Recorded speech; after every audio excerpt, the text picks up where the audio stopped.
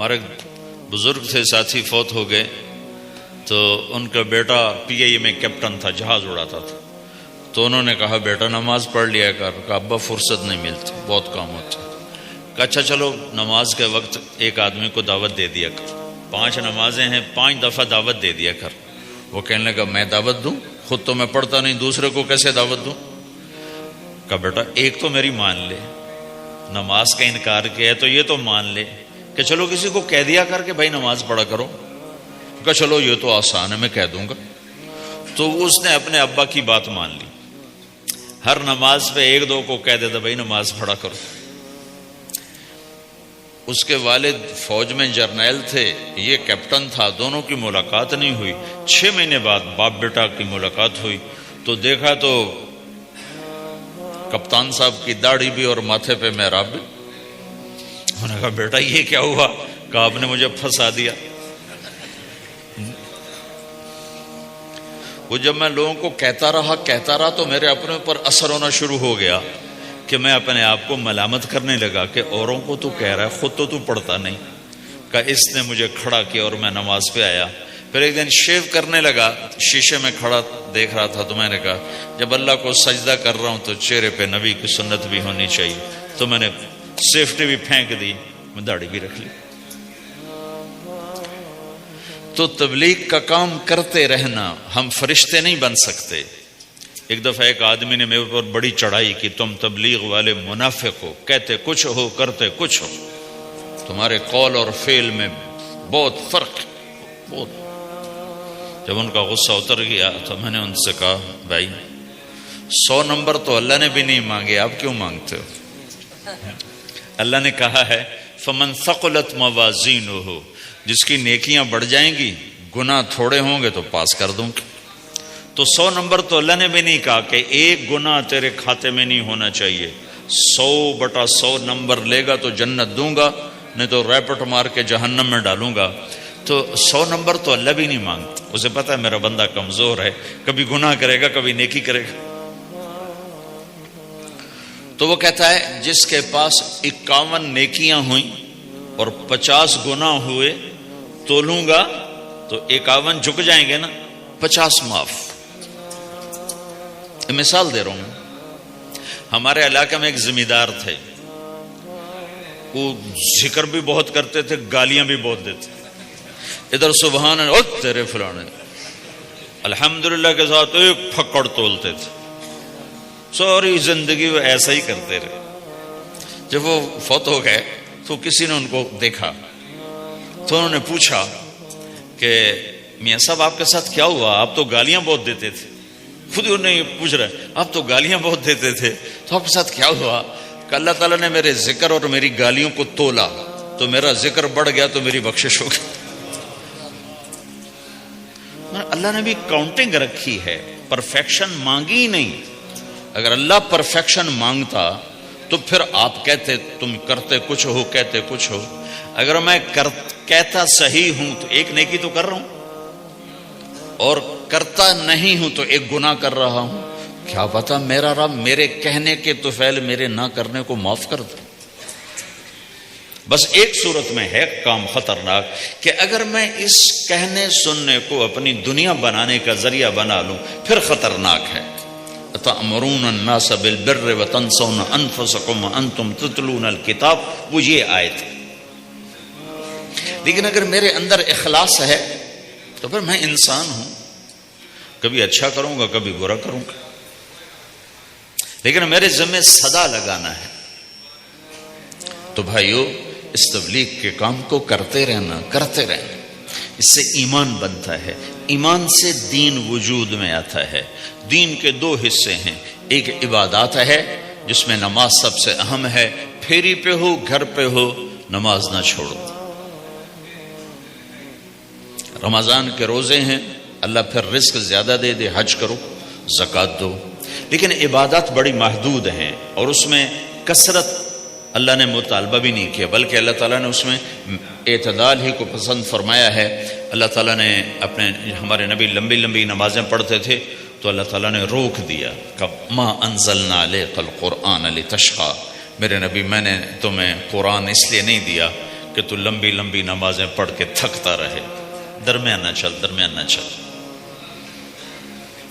اللہ کے نبی نے تبلیغ میں زیادہ زور دکھایا تو اللہ نے اس پر بھی کہا فلا تذهب نفسك عليهم حسرات، اتنا غم نہ کیا کر کے تو خود ہی ہلاک ہو جائے، مت نہیں، ایسا نہ کر۔ تو عبادات محدود ہیں اور اس میں اعتدال مطلوب ہے۔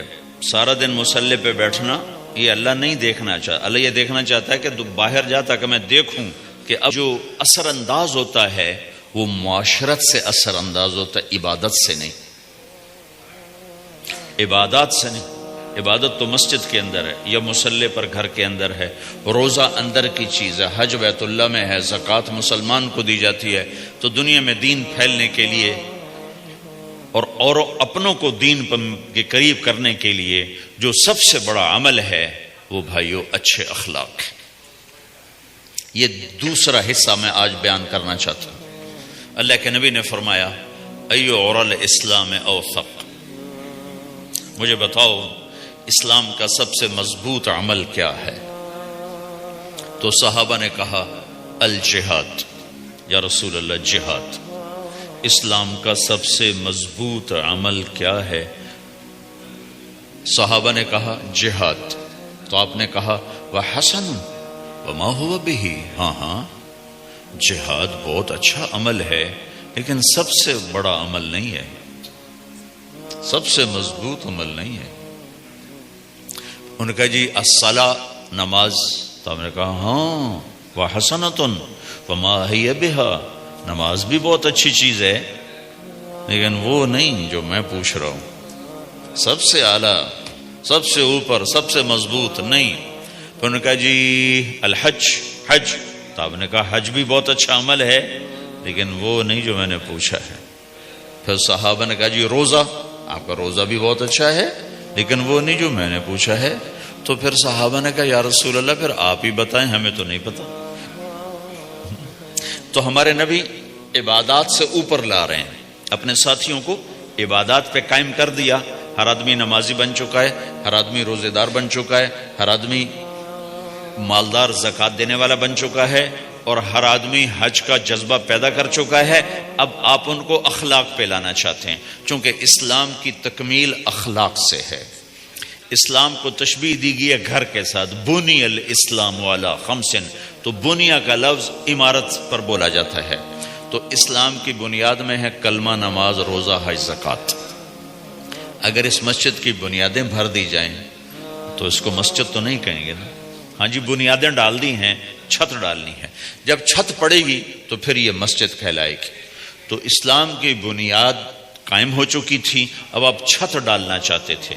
چھت کیا ہے؟ وہ اچھے اخلاق ہیں، تو اب آپ ان کو اوپر لا رہے ہیں، اوپر لا رہے ہیں۔ تو آپ نے جب پوچھا تو انہوں نے وہی کہا جو انہوں نے ابھی سیکھا تھا، نماز، روزہ، جہاد، حج، لیکن آپ نے سب کی نفی کر دی، نہیں یہ بھی نہیں، یہ بھی نہیں، یہ بھی نہیں، یہ بھی نہیں۔ اچھا یا رسول اللہ آپ بتائیں۔ تو آپ نے فرمایا ان اوثق عرى الاسلام الحب للہ والبغض للہ، اسلام کا سب سے مضبوط عمل وہ آپس میں اللہ کے لیے محبت کرنا ہے۔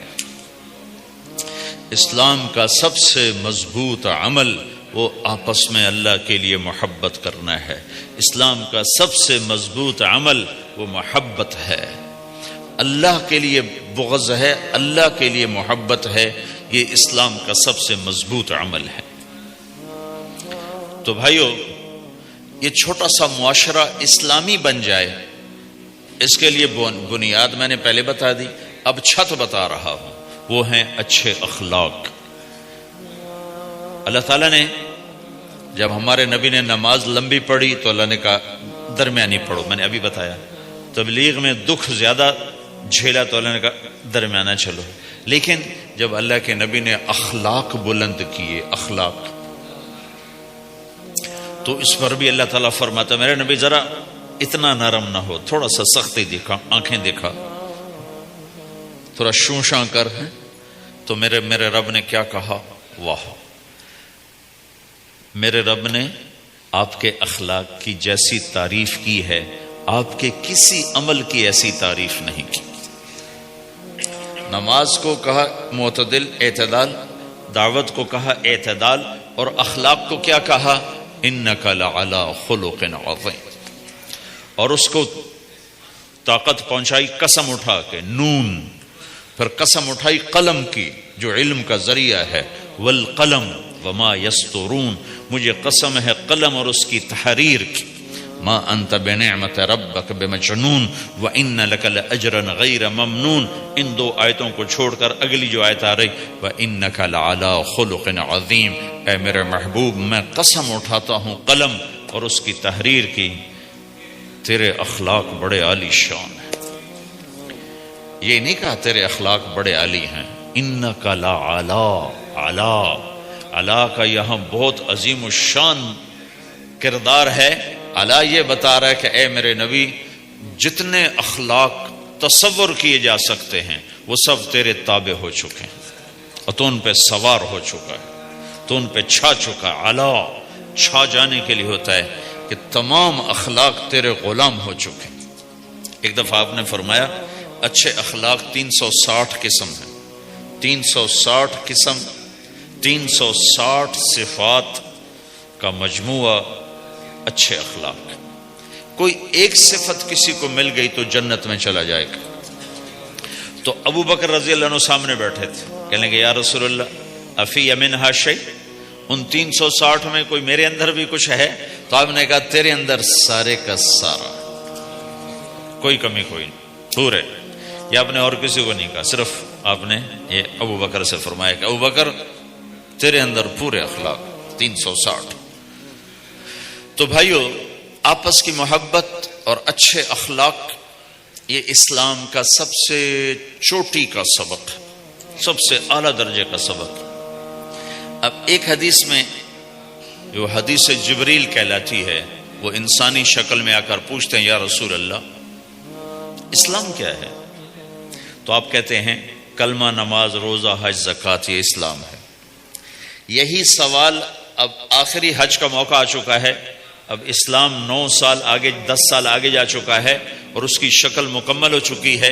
تو عمر بن عبسہ رضی اللہ تعالیٰ عنہ یہ آخری حج کے موقع پر آپ سے ملتے ہیں اور آ کر یہ آپ سے پوچھتے ہیں یا رسول اللہ مل اسلام. سوال ایک ہے، مل اسلام. شروع میں مدینے کے داخلے کے شروع میں جبریل انسانی شکل میں آتے ہیں اور کہتے ہیں مل اسلام، اسلام کیا ہے؟ تو آپ کہتے ہیں کلمہ، نماز، روزہ، حج، زکوٰۃ. اب یہی سوال 10 سال کے بعد یا 9 سال کے بعد عمر بن عبسہ کہتے ہیں یا رسول اللہ مل اسلام، اسلام کیا ہے؟ تو اب جواب سنو. آپ نے فرمایا اطعام الطعام وطیب الکلام، میٹھا بول بولنا اور کھانا کھلانا. کسی سے میٹھا بول بولنا کتنا عظیم ہے میرے نبی کی، میرے اللہ کی بارگاہ میں، کہ آپ نے فرمایا ابتسامک فی وجہ اخیک صدقہ. تو اگر کسی مسلمان کو ہنس کے مل لے تو یہ بھی تیرے لیے صدقے کا ثواب ہے، صدقہ لکھا جائے گا. جبریل کہتے ہیں یا رسول اللہ مل ایمان، ایمان کیا ہے؟ تو آپ فرماتے ہیں اللہ کو ماننا، فرشتوں کو ماننا، نبیوں کو ماننا، کتابوں کو ماننا، تقدیر کو ماننا، موت کے بعد کی زندگی کا اقرار کرنا. ان تؤمن باللہ وملائکتہ وکتبہ ورسلہ وبالبعث بعد الموت، یہ ہے ابتدائی جواب. اب یہی سوال عمر بن عبسہ کرتے ہیں 9 سال کے بعد یا رسول اللہ مل ایمان، ایمان کیا ہے؟ تو آپ نے فرمایا الصبر والسماحہ، صبر کرنا، معاف کرنا. سوال ایک ہے، جواب 2 ہیں. کیوں؟ کہ جگہ اور نوعیت بدل چکی ہے. ابتدائے اسلام ہے تو عبادات بتائی جا رہی ہیں، انتہائی اسلام ہے تو اخلاق بتائے جا رہے ہیں کہ اے عمر، ایمان کیا ہے؟ صبر کرنا، معاف کرنا، صبر کرنا، معاف کرنا. تو بھائیو، جو ہمارا معاشرہ بنے گا اسلامی، گھر میں باہر، وہ بنے گا اچھے اخلاق سے.